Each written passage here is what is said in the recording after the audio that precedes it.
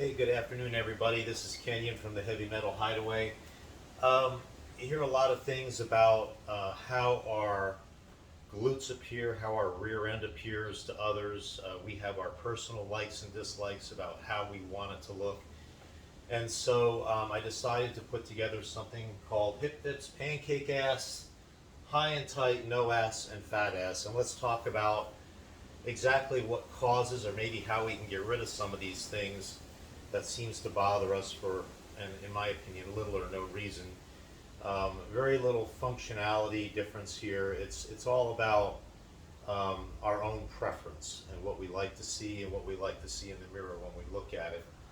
So first big thing, of course, I've heard a lot very recently about hip dips. Everybody's concerned about, oh, I have these hip dips and I don't know what to do about it, and oh my God, do they look good or don't they look good, or this is embarrassing or whatever.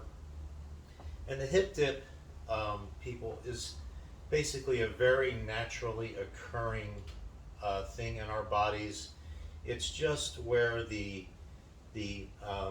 gluteus medius meets the gluteus maximus, and sometimes there's a little dip there.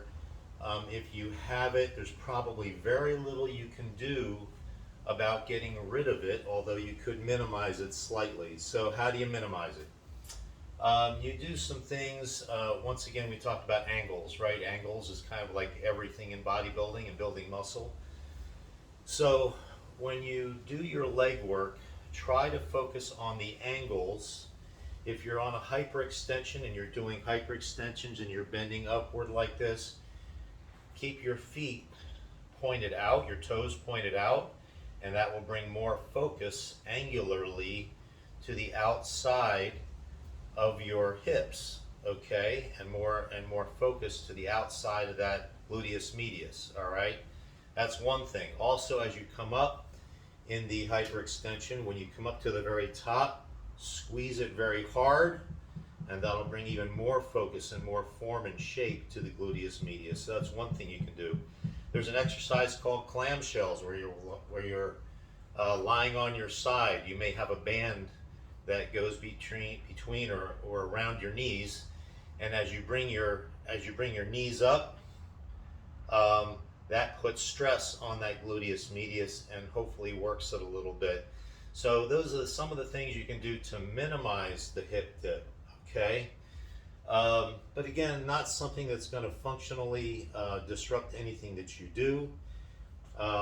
In fact, some people find it attractive. There's a surveys taken where about 50% of the men find it attractive, 50% don't, 50%, if there were another 50%, don't really care. It's just like one of those things. People really don't even think about it. Okay, pancake ass.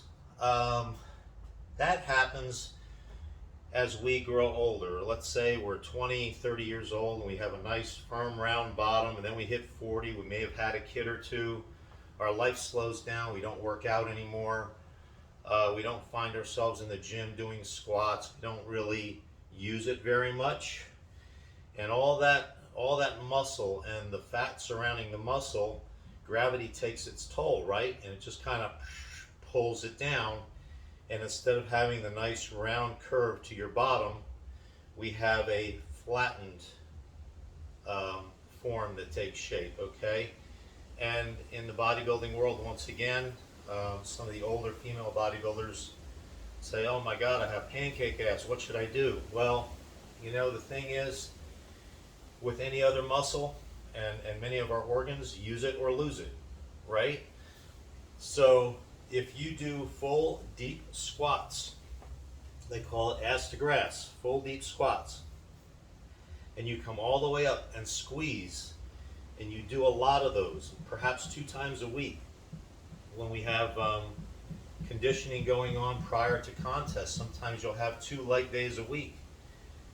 Do the full range of motion squat, and you can do that to help turn that around, to help turn around the pancake ass. You can also do banded kickbacks, okay? That will perk up the gluteus maximus and wake it up, as well as going back to the hyperextensions, going all the way down, all the way up, and squeezing at the top. But you have to use the muscle for it to reassume its shape. Okay, and of course, whenever we talk about muscle and building muscle and repairing muscle, we have to talk a little bit about diet. You got to make sure you're not starving yourself, and make sure you're eating enough protein and carbs to fulfill the mission. High and tight. High and tight refers to the top of your butt, okay? Quite often in bikini and wellness, you're going to see a slim midsection come down, and it's going to pop out the back, and that's where the top of the bikini sits. If you see a high and tight ass, you're going to know it right away because it's high and it's tight, and that is where the gluteus medius has been developed to perfection. It's right up there. It's holding up the swimsuit, and you'll see it right away. Some would say, wow, that's just perfect. That's the way it should look. And once again, use it or lose it. If you develop a high and tight butt, you have to maintain it like any other muscle, all right? No ass, hey, some people genetically are born with very little back there. I credit my lack of a posterior to my father. Genetically, what little I have built. I built that, okay? And it's subpar at best. But I know that I go through hell on leg days to make sure I stress out my hamstrings and my glutes, and I do my deep Bulgarians. I go as low as I can go. I know I do my hyperextensions to stretch it out, come up to the top and squeeze. I squeeze almost on every single rep that I do, because at 62, I want to be as functional as possible, and it's very hard to grow muscle at my age, 62 years old. You grow a lot of muscle when you're in your 20s, 30s, even in your 40s, but when you turn your 50s, you're going to find out how difficult it is to truly grow muscle. And so that's what I spend a lot of time focusing on in the gym on leg days, is my hamstrings and my glutes, because I want to remain functional and I don't want to hurt my back. So my posterior chain has to be strong. I keep it all strong, every link in the chain. Fat ass, and I don't mean to be derogatory about that, but once again, genetics plays an amazing part in where we store fat. Genetically, we are coded. It's almost like we're pre-coded, we're predisposed to storing fat that we gain in certain places.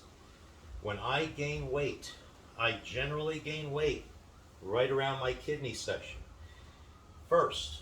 And when I go to lose weight for a contest, this is the last place it comes off. It's the most frustrating part of my cutting, is the kidney area. Even my coach will tell you, everything will be down to like such a small little percentage, and we get here and the percentage is out of sight.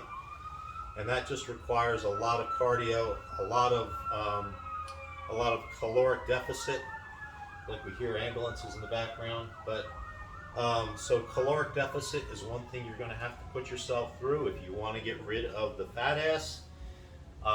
Sometimes running, extended running, can actually help you get rid of that. I'm going to pause for a second, wait for the fire trucks to go by.